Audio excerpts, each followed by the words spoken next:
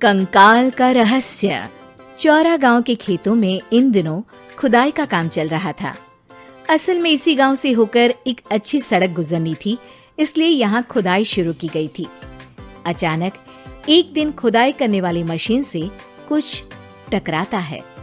बाद में जब खोजबीन की जाती है तो वहाँ से 2 कंकाल मिलते हैं।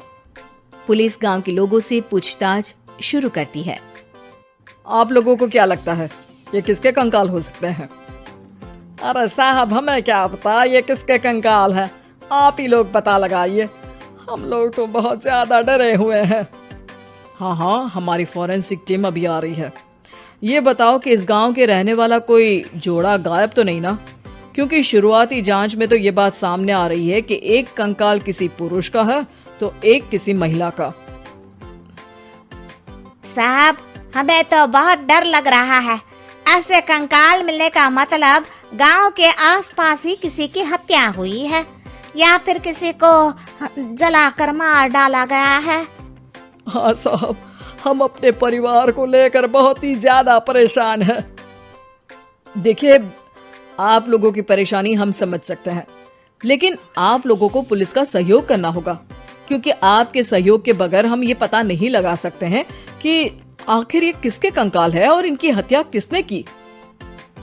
ठीक है साहब, गांव के लोग आपका पूरा सहयोग करेंगे। हाँ साहब, पूरा सहयोग करेंगे। तो फिर ठीक है, हम अपनी जांच शुरू कर देते हैं। कुछ दिन बाद जांच रिपोर्ट आ जाती है। पता चलता है कि ये कंकाल करीब 20 साल पुराने हैं, यानी 20 साल पहले किसी जोड़े की हत्या कर शव को यहाँ पर दबा दिया गया था। इंस्पेक्टर राघव, ये बताओ कि 20 साल पहले की मर्डर मिस्ट्री क्या अब सुलझ सकती है? हाँ सर, क्यों नहीं, लेकिन अब सबूत और गवाह काफी मिट गए होंगे। मुश्किल तो होगी, लेकिन शायद किसी परिवार को इंसाफ मिल सके। इंस्पेक्टर राघव, आप बिल्कुल सही कह रहे हैं। किसी परिवार को तो इंसाफ मिलेगा ही और किसी को उसके किए की सजा भी मिलेगी। जी सर, मैंने तो जांच शुरू भी कर दी है। 20 साल पहले इस गांव के 2 जोड़े अचानक कहीं गायब हो गए थे। मैंने दोनों ही परिवारों के बाकी के सदस्यों से बातचीत शुरू की तो उन्होंने बताया कि उनके बच्चे शहर गए थे, लेकिन आज तक वापस नहीं लौटे हैं। लेकिन ये दोनों शव किस परिवार के सदस्यों के हैं, ये कैसे पता चल सकेगा? सर, मैंने डीएनए टेस्ट करवा लिया है। आज शाम तक इसकी रिपोर्ट भी आ जाएगी। अच्छा, ठीक है। उसी शाम को सर, डीएनए रिपोर्ट के मुताबिक ये दोनों ही लाशें चौरा गांव के रहने वाले प्रधान सुल्तान सिंह के बेटे और बहू की है। लेकिन इनकी हत्याएं किसने की है, ये कैसे पता लगेगा? इसी का तो पता लगाने की कोशिश में जुटा हूँ सर। आज सुल्तान सिंह से मिलने भी जा रहा हूँ।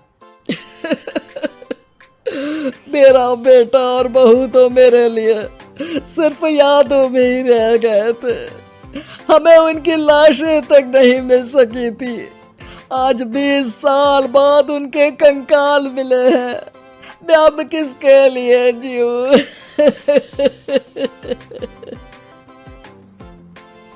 लेकिन सर, क्या आपकी किसी से कोई दुश्मनी थी? अपने बेटे बहू की हत्या के लिए आप किसे जिम्मेदार मान रहे हैं? अब मैं किसका नाम बोलूं? मेरी तो किसी से दुश्मनी नहीं थी, बस मेरे बेटे बहू को कोई वापस ला पाता।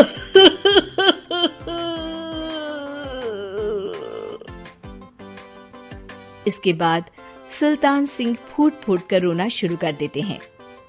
सर, अब आप इनका अंतिम संस्कार करवा सकते हैं। कम से कम इनका शरीर ना सही, इनका कंकाल तो आपको मिला है। लेकिन हाँ, अगर आपको कुछ भी याद आए तो जरूर बताइएगा। मेरी तो बेटा अब उम्र हो गई है, लेकिन मेरे बेटे और बहू के हत्यारों का जरूर पता लगाइएगा, क्योंकि जब तक हत्यारे पकड़े नहीं जाएंगे मेरा मन नहीं मानेगा। सर, हमारी पूरी कोशिश रहेगी हत्यारे को पकड़ने की। लेकिन एक बात बताइए, उस वक्त आपको किस पर शक गया था? उस वक्त मेरे एक ड्राइवर को पकड़ा गया था, लेकिन सबूतों के अभाव में उसे छोड़ दिया गया था। अच्छा, और ड्राइवर पर कैसे शक हुआ था? क्योंकि उस दिन ड्राइवर छुट्टी पर था। उस समय लेकिन लाश क्यों नहीं मिल सकी थी? उस वक्त पुलिस ने बहुत कोशिश की थी, लेकिन दोनों की डेड बॉडी नहीं मिल सकी थी। ठीक है, हमारी तफ्तीश चल रही है, मैं फिर आऊंगा।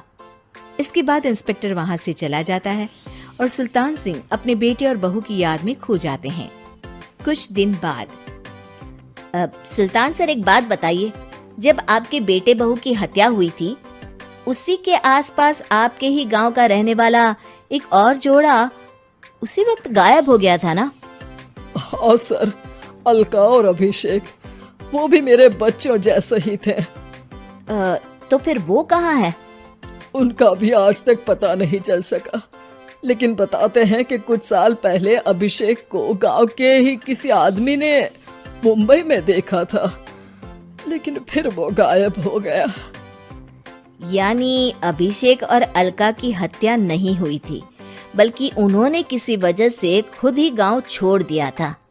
हाँ, हो सकता है, क्योंकि अभिषेक मेरे बेटे संतोष का अच्छा दोस्त था और उसका मेरे घर भी आना जाना लगा रहता था। हो सकता है कि उसने मेरे बेटे और बहू के बारे में सुन लिया हो और ये गांव छोड़ दिया हो सकता है। उनके परिवार का कोई अब नहीं रहता क्या इस गांव में? अब तो कोई नहीं रहता। एक चाचा थे, लेकिन उन्होंने भी अपना पुश्तैनी मकान बेच दिया है। वो भी अब कहीं शहर में ही बस गए हैं। ओह, अभिषेक और अलका के बारे में भी पता लगाना होगा। हो सकता है कि वही इस हत्या के बारे में कुछ बता सके। हो तो सकता है, लेकिन वो बेचारे तो खुद ही वक्त के मारे थे, वो क्या बताएंगे। फिर भी सर, जब केस दोबारा खुला है तो जांच तो करनी ही पड़ेगी, और इस बार तो लाशें भी बरामद हुई है। कुछ दिन तक लगातार तफ्तीश चलती रही। एक दिन थाने से सुल्तान सिंह को फोन आता है। हाँ, कौन बोल रहा है? सर, मैं कांस्टेबल तुलाराम बोल रहा हूँ थाने से। आपको थाने आना पड़ेगा। थाने? लेकिन क्यों? सर, किसी की पहचान करवानी है। अच्छा ठीक है, मैं दोपहर तक पहुंचता हूँ। सुल्तान सिंह दोपहर में थाने पहुंचता है। कई पुलिस के अधिकारी वहां मौजूद रहते हैं। सर, आपके बेटे की हत्या का रहस्य आज शायद सुलझ जाए। अच्छा इंस्पेक्टर राघव, पर वो कैसे? सर, उस आदमी को देखिए, क्या वही अभिषेक है? सुल्तान सिंह की आंखों में हैरानी से आंसू आ जाते हैं। हाँ सर, यही अभिषेक है। ये आपको कहाँ से मिला? सिर्फ अभिषेक ही नहीं, बल्कि इसकी पत्नी अलका भी इसके साथ है। मैडम, जरा अभिषेक की पत्नी को लाइए। जैसे ही अलका को पेश किया जाता है, सुल्तान सिंह जमीन पर गिर जाते हैं। सुल्तान सर, क्या हुआ आपको? आप अलका को देखकर गिर क्यों गए? सुल्तान सिंह सर पकड़कर बैठ जाते हैं। ये अलका नहीं, बल्कि ये तो मेरी बहू रितु है।